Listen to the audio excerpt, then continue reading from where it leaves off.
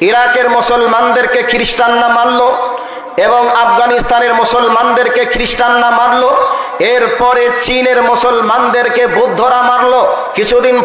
কিছুদিন আগে আমরা দেখলাম মায়ানমারের মুসলমানদেরকে বৌদ্ধরা মারলো, এগুলি আমরা দেখেছি। বর্তমান রানিং যেটা চলছে, অভিশাপ প্রাপ্ত একটা জাতি পৃথিবীতে বাস করে, যেই জাতিটার নাম হলো ইহুদি জাতি। সেই ইহুদি জাতিটা হচ্ছে ভিখারির জাত, যাদের ঘর ছিল না, বাড়ি ছিল না, মুসলমানদের কাছে আশ্রয় নিয়েছিল। সেই মুসলমানরা আশ্রয় দেওয়ার পরে আজকে মুসলমানদের ঘর বাড়ি একটা একটা করে দখল করতে করতে এ পর্যায়ে তারা বলছে গোটা ফিলিস্তিনকে ছেড়ে দিতে হবে, গোটা ফিলিস্তিন তোমরা যদি না ছাড়ো তোমাদেরকে দুনিয়ার বুকে রাখবো না। এই চিন্তা চেতনায় আজকে নির্বিঘ্নে ওই মুসলমানদের উপরে বোম্বিং চালাচ্ছে, দিন রাত তাদের উপরে অত্যাচার করছে। আল্লাহ রসুল বলেছেন যে একবারে তাদেরকে নির্মমভাবে হত্যা করা হবে। এর থেকে নির্মম কি হতে পারে? বাচ্চাগুলিকে বাড়ি থেকে বার করে করে নিয়ে আসছে আর গুলি করে হত্যা করা হচ্ছে, এমনকি তাদেরকে বোম্বিং করে কিভাবে নৃশংসভাবে হত্যা করা হচ্ছে এগুলিকে আমরা সোশ্যাল মিডিয়ার মাধ্যমে দেখছি। আর আজকে ভারতবর্ষের বিভিন্ন রাজ্যের দিকে তাকিয়ে দেখুন, বিভিন্ন রাজ্যেই আজকে মুসলমানদের উপরে বজরং আরএসএস শিবসেনার লোকেরা আজকে মুসলমানদের উপরে কি অত্যাচার চালাচ্ছে এগুলিকে আমরা দেখলাম। গত কয়েকদিন আগে আমাদের পশ্চিম বাংলার সব থেকে মুসলমান যেখানে বেশি বসবাস করে, মুর্শিদাবাদে বেশি বসবাস করে, ওই মুর্শিদাবাদের ধুলিয়ান শামশেরগঞ্জের মুসলমানদের উপরে কিভাবে অত্যাচার করলো, তাদের বাড়িঘরকে লুট করলো, তাদের বাড়িঘরকে আগুন জ্বালিয়ে পুড়িয়ে দেওয়া হলো। ওই বাড়ির ভিতরে ঢুকে অসংখ্য বাচ্চাদেরকে বার করে তাদের উপরে অত্যাচার করেছে, মা বোনদের উপরে অত্যাচার করেছে, অনেক বাড়িতে আগুন লাগিয়ে পুড়িয়ে দিয়ে বাড়িটাকে ছাই বানিয়ে দেওয়া হয়েছে।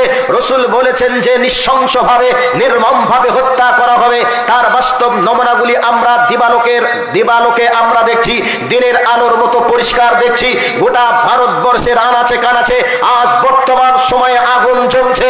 এই অবস্থাটা আল্লাহর নবী ১৫০০ বছর পূর্বে ভবিষ্যৎবাণী করেছিলেন।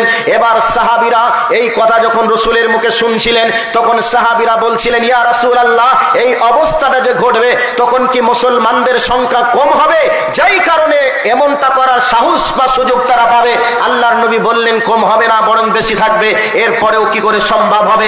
সাহাবীদের ব্রেনে কাজ করছিল না। সাহাবীরা বলছিলেন ৩১৩ জন মিলে ১০০০ জনকে পিটিয়ে ৭০ জনকে জাহান্নামের নর্দমার কীট বানিয়ে দিয়েছিলাম, ৭০ জনকে বন্দী করে মসজিদে নববীর প্রারে বেঁধেছিলাম, বিজয় পতাকা উত্তোলন করেছিলাম। তাহলে এত মুসলমান থাকার পরে কি করে সম্ভব হবে? হে রাসূল, আমাদের ব্রেনে কাজ করছে না, একটু কি বলা যাবে? এই অবস্থায় আল্লাহর নবী বলেছিলেন, আমার উম্মতেরা যেদিন হব্বুদ দুনিয়া, আমার উম্মতেরা যেদিন দুনিয়ার প্রেমে পড়ে যাবে, ওয়া কারাহিয়াতুল মাউত, মৃত্যুকে অপছন্দ মনে করবে, সেই দিন আমার উম্মতকে মারবে, কাটবে, পিচ করবে। সেই দিন যেন কোনো কিছু করে নিতে পারবে না। আমার উম্মতের বডির ভিতর থেকে ঈমান নামক পাওয়ারটা বার হয়ে চলে যাবে। সেই দিন আমার উম্মতকে নির্বিঘ্নে নৃশংসভাবে তারা হত্যা করবে। বিশ্বেই এমন কোন নেতা থাকবে না যে আমার মুসলমান জাতির উপরে কেন আঙুল তোলা হচ্ছে, আমার মুসলমানদেরকে কেন মারা হচ্ছে, এইরকম প্রতিবাদ প্রতিরোধ করার মতো কোন লোক থাকবে না। এই কথা বিশ্বনবী আমার ১৫০০ বছর পূর্বে বলেছেন। আজকে এটা কেমন ভাবে দিনের আলোর মতো পরিষ্কার ভবিষ্যৎবাণীটা মিলে গেছে। সম্মানিত উপস্থিতি, এরপরেও যে কথাগুলি আল্লাহর নবী বলেছেন সেগুলি ঘটবে, আজ হোক আর কাল হোক। আমি আপনাদেরকে বলতে চাই, আজকে বাস্তবেই একটু মিলিয়ে দেখুন তো, আজকে আমরা দুনিয়ার প্রতি প্রেম আমাদের বেড়েছে না কমেছে? আজকে দুনিয়াতে আমরা কিভাবে মহব্বত করেছি। ছেলে আমার তিনটা ছেলেকে, কাউকে ইংলিশ মিডিয়ামে, কাউকে বাংলা মিডিয়ামে। এবার বলবেন তাহলে ইংলিশ মিডিয়ামে কি পড়ানো যাবে না? 100% পড়ানো যাবে, আমি নিষেধ করছি না। বরং আপনি একজন মুমিন মুসলমান হিসাবে আপনার দায়িত্ব, কর্তব্য আপনার ছেলেকে ঈমানের ট্রেনিং দেওয়া, আপনার ছেলেকে কোরআনের শিক্ষা দেওয়া। এটা প্রাথমিক অবস্থায় প্রত্যেকটা মুসলমানকে দেওয়া উচিত। কিন্তু আমরা আমাদের বাচ্চাদেরকে জন্মের সাথে সাথে বয়স ৩-৪ হতে না হতেই আমরা প্রাইভেট শুরু করে দিলাম। 5 বছর হয়ে গেল, এই অবস্থায় আমরা ইংলিশ মিডিয়ামে ভর্তি করে দিলাম। আপনার ছেলের ভবিষ্যৎটা আপনি কি করে নষ্ট করতে পারেন? আপনি একজন মুসলমান হিসাবে আপনার উচিত ছিল কালেমার শিক্ষা দেওয়া, আপনার উচিত ছিল কোরআনের শিক্ষা দেওয়া। কোরআনের শিক্ষা দেওয়ার পরে আপনার ছেলেকে বিশ্বের যে কোনো ইউনিভার্সিটিতে, যে কোনো স্কুলে আপনি ভর্তি করেন, কোনো সমস্যা নেই। কিন্তু আপনার ছেলেকে কোরআনের শিক্ষা শিক্ষা দিলেন না। দ্বীনের শিক্ষা না দিয়ে আপনার ছেলেকে যে দুনিয়ার শিক্ষাটা দিলেন, ওই ছেলে যেদিন মারা যাবে জাহান্নামের আগুনে পোড়ার সঙ্গে সঙ্গে আপনার বিরুদ্ধে অভিযোগ দায়ের করবে, হে আল্লাহ, আমাকে জাহান্নামে দেওয়ার পূর্বে আমার বাবা মাকে জাহান্নামে দাও, কারণ আমার বাবা মা আমাকে সেই শিক্ষা দেয় নাই যেই শিক্ষার মাধ্যমে আমি জাহান্নামের আগুন থেকে বাঁচতে পারবো। আমার বাবা আমাকে দুনিয়ায় টাকা কামানোর শিক্ষা দিয়েছিল, এই কথা বলে আপনার বিরুদ্ধে অভিযোগ করবে। সম্মানিত উপস্থিতি, আজ বর্তমান সময়ে ছেলে আমার তিনটা ছেলেকে আমরা স্কুলে ভর্তি করলাম। টার্গেট একটা ছেলে মাস্টার হবে, একটা ছেলে ইঞ্জিনিয়ার হবে, আর একটা ছেলে ডাক্তার হবে। তিনটা ছেলেকে ডাক্তার, মাস্টার, ইঞ্জিনিয়ারের জন্য আমরা হাড় ভাঙা পরিশ্রম করে লক্ষ টাকা খরচ করে আমরা ইঞ্জিনিয়ার, আমরা মাস্টার, ডাক্তার বানাই। কেন? ডাক্তার, মাস্টার, ইঞ্জিনিয়ার হলে দুনিয়াতে অনেক টাকা উপার্জন করবে, সরকারি চাকরি করবে, তাহলে আর এই গ্রামে বাড়ি থাকবে না, ইটাহার বাজারে বাড়ি হবে, না হয় রায়গঞ্জে টাউনে বাড়ি হবে, না হয় কলকাতা শহরে বাড়ি বানিয়ে আজকে আমি সেখানে বসবাস করব। দামি একটা ফ্ল্যাট হবে, দামি একটা গাড়ি হবে, ভালো দামি একটা মেয়ের সঙ্গে বিয়ে দিয়ে আনন্দেই দুনিয়া করব। এছাড়া অন্য কোনো চিন্তা চেতনা আমাদের নেই। আল্লাহর নবী বলেছেন, যেদিন আমার উম্মতেরা দুনিয়ার প্রেমে পড়ে যাবে, আমার উম্মতদেরকে মারবে, কাটবে, পিস পিস করবে। আজকে আমাদের টার্গেটটা এরকম নয় কি যাদের একটু টাকা পয়সা বেশি আছে, বর্তমান সময়ে তারা দ্বীন ইসলামকে মূল্যায়ন করে না, তারা আবার মানুষকে ভাবে, কমেন্ট করে, এত মাদ্রাসা চালিয়ে কি হবে, মসজিদ এত বানিয়ে কি হবে, আমাদেরকে দুনিয়ায় বাঁচতে গেলে ডাক্তার বানাতে হবে, মাস্টার বানাতে হবে, ইঞ্জিনিয়ার বানাতে হবে, আমাদের ছেলেদেরকে সাংবাদিকতা তৈরি করতে হবে, এরপরে আমরা দুনিয়াতে বাঁচতে পারবো, না হলে বাঁচার কোনো রাস্তা নেই। সেই মামুরবিটা স্বপ্ন স্বর্গে বাস করছে, তুমি ডাক্তার, মাস্টার, ইঞ্জিনিয়ার হয়ে তুমি পৃথিবীতে বাঁচতে পারবে না, আল্লাহর গজবে তুমি পড়বেই পড়বে। বর্তমান সময়ে গোটা পৃথিবীর মুসলমানরা আজকে আল্লাহর গজবে পড়ে বেঈমানদের হাতে মার খাচ্ছে। এটা বাস্তবটা একটু মিলিয়ে দেখুন। সম্মানিত উপস্থিতি, আমি আপনাকে একটা উদাহরণ দিই। উদাহরণ হলো, একজন শিকারী জঙ্গলে গেছে শিকার করতে, সারাদিন জঙ্গলে শিকার খুঁজলো, পেল না। বাড়ি আসার সময় ভাবছে খালি হাতে বাড়ি যাব, কি করে বাড়ি যাই? আসার মুখে দেখছে যেন একটা বাঘের বাচ্চা পড়ে আছে, বাঘের বাচ্চাটাকে নিয়ে বাড়ির দিকে যায়। বাঘের বাচ্চাটাকে নিয়ে বাড়ির দিকে গেল। বাঘের বাচ্চা তো আর জবাই করে খাওয়া যাবে না, বাঘের বাচ্চাটাকে বুকের উপরে রেখেও যেন আনন্দে ঘুমানো যাবে না, তাহলে কি করা যাবে? বাঘের বাচ্চাটাকে একটা ভেড়ার গোয়ালে রেখে দিল। তো ভেড়ার দুধ খেয়ে বাঘের বাচ্চাটা যেন মানুষ হতে শুরু হলো। এটা গল্প, হাদিস বলছি না, কোরআন বলছি না, এটা বাস্তবতা বলছি। এরপর ওই ভেড়ার গোয়ালে বাঘের বাচ্চাটা থেকে থেকে থেকে থেকে বড় হলো। এই অবস্থায় ভেড়ার দলের সঙ্গে বাঘের বাচ্চাটা যেন মাঠে শিকারে গেল, মাঠে চড়াই করতে গেল। এই অবস্থায় একটা বাঘের যেন প্রচন্ড ক্ষুধা লেগেছে, সেও যেন শিকার খুঁজছে কোথায় খাবার পাবো। তো দূর থেকে লক্ষ্য করেছে ওখানে ভেড়া চড়ছে, একটা ভেড়া ধরবো, তবে ধরবো যেটা শালা মোটা সেইটাই ধরবো, তবে তো আমার গোডাউন বোঝাই হবে। তো এই চিন্তা ভাবনায় বসে থাকতে থাকতে কোনটা মোটা একটু নিশানি করে নিল, ওপর থেকে পড়লো, মোটাটার উপরেই পড়লো। শালা একবার হুমকি দিল করে, 1 মিনিটের মধ্যে 200-300 ভেড়া ময়দান খালি করে পালিয়ে গেল।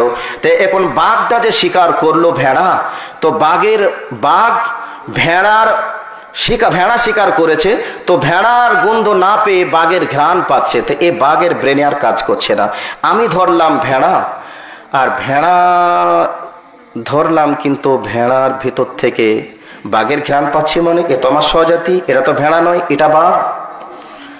শালা ব্রেনে কাজ করছে না। কি হলো? বাঘটাকে তখন বলছে, আহারে তুই বাঘের বাচ্চা হয়ে ভেড়ার গোয়ালে, ভেড়ার দলে, মানে তোর শরীর থেকে যে আমি বাঘের ঘ্রাণ পাচ্ছি, আর তোর ভেড়ার গোয়ালে। শালা আমি একবার হুমকি দিলাম, 150-200 ভেড়া 1 মিনিটে ময়দান খালি করে চলে গেল, আর তুই শালা ভেড়ার গোয়ালে, ভেড়ার দলে আছিস। বোঝে আসছে না, ভাবছে। শেষ পর্যন্ত এতগুলো কথা বলার পরে বাঘের বাচ্চা ভেড়ার দলে থেকে থেকে ভেড়াতে রূপান্তরিত হয়েছে। এদিকে তাকে টিউশন পড়াচ্ছে, আর এদিকে যখন ম্যা আওয়াজ করছে। বাঘ বলছে, কি হলো রে? তো বাঘের বাচ্চা হওয়ার পরে একবারে তার বাঘের সমস্ত পুরুষত্ব হারিয়ে তুই ভেড়া হয়ে গেলি। এখন বাঘ আবার নতুন করে টিউশন পড়াচ্ছে। কি বলছে? শোন, আমি বাঘের বাচ্চা, একবার আওয়াজ করলাম 300 ভেড়া 1 মিনিটে খালি হয়ে গেল। তুই বাঘের বাচ্চা হওয়ার পরে কেমন করে ভেড়ার দলে আছিস বল। এখনো পর্যন্ত বলছে ম্যাঁ। এই অবস্থায় বাঘ বলছে, আমার চেহারার সঙ্গে তুই চেহারাটা একবার মিলিয়ে দেখ। আমার শরীরে যেমন ডোরা টোরা টোরা দাগ রয়েছে, আমার হাতে যেমন থবা রয়েছে, নখ রয়েছে, তোর থবা রয়েছে, নখ রয়েছে। আমার গালে যেমন লোম আছে, তোর গালেও তেমন লোম আছে। অতএব আমি একবার হুমকি দিলাম, ময়দান খালি করে পালিয়ে গেল 300 ভেড়া। আর তুই বাঘের বাচ্চা হয়ে ভেড়ার দলে কেমন করে আছিস বল। এখনো বলছে ম্যাঁ। এবার বাঘ দেখে নিল এখানে কোনো কাজ হবে না, চল তোকে নদীর পাড়ে নিয়ে যাই। এবার বাঘের ওই বাচ্চা নেই, বরং বড় হয়ে গেছে। নদীর কিনারে নিয়ে গেল। নদীর কিনারে দুইজনের চেহারাকে এক জায়গায় দাঁড় করিয়ে বলছে, দেখ আমার শরীরে যেমন ডোরা টোরা টানা দাগ রয়েছে, আমার হাতে যেমন নখ রয়েছে, থবা রয়েছে, তুর রয়েছে, আমার মুখটা দেখতে যেমন তোর মুখটাও তেমন। অতএব আমি একবার হুমকি দিলাম, 300 ভেড়া ময়দান খালি করে পালিয়ে গেলে 1 মিনিটে, আর তুই বাঘের বাচ্চা হওয়ার পরে ভেড়ার দলে কেমন করে। এখন বাঘ বুঝতে পেরেছে সত্যিই তো ঘটনা তাই, আমি বাঘের জাত, আমি ভেড়ার জাত নয়। আমি একবার যদি হুমকি দিই 300 ভেড়া ময়দান খালি করে চলে যাবে। আমার ভাই, আমার বন্ধুরা, আমরা তো হলাম সেই উমারের উত্তরসূরি, আমরা হলাম হযরতে আলীর উত্তরসূরি, হযরতে বিলালের উত্তরসূরি হওয়ার পরে, বাঘ সিংহের জাত হওয়ার পরে, যেই বাঘ সিংহরা জিন্দিগিতে কোনোদিন মার খায়নি, জিন্দিগিতে কোনো জনের অধীনে বসবাস করেনি, বরং তারা দুনিয়ার নেতৃত্ব দিয়েছিল। আর আজকে আমরা মুসলমান, লোকের দালালি করতে করতে করতে করতে আমরা আমাদের মুসলমানের নীতি আদর্শকে ভুলে গিয়ে অন্যের নীতি আদর্শে আমরা প্রভাবিত হয়ে গেলাম। আল্লাহর নবী বলেছেন, হে আমার উম্মতেরা, যেই দিন তোমরা দুনিয়ার প্রেমে পড়ে যাবে, সেই দিন তোমরা সিংহের জাত হওয়ার পরে, বাঘের জাত হওয়ার পরে তোমরা মার খাবে, পিস পিস করে তোমাদেরকে টুকরা টুকরা করবে, এখনো তোমরা কিছু করে নিতে পারবে না। তাম ভারতবর্ষ জুড়ে যেই বিলটা পাস হয়েছে, ওই বিলের মধ্য দিয়ে জানাতে চেয়েছে, এতদিন পর্যন্ত আমাদেরকে শিক্ষা থেকে, চাকরি থেকে, ব্যবসা বিজনেস থেকে আমাদেরকে বঞ্চিত করেছিল। এতদিন পর্যন্ত আমরা বঞ্চিত হওয়ার পরেও যেন আমরা কিছু মনে করিনি, কিন্তু বর্তমান সময়ে যে বিলটা পাস করেছে, ওই বিলের মধ্য দিয়ে জানতে আমরা পারি, আমরা মরে গেলে দাফন করার জায়গাটা বর্তমানে আমাদের নেই।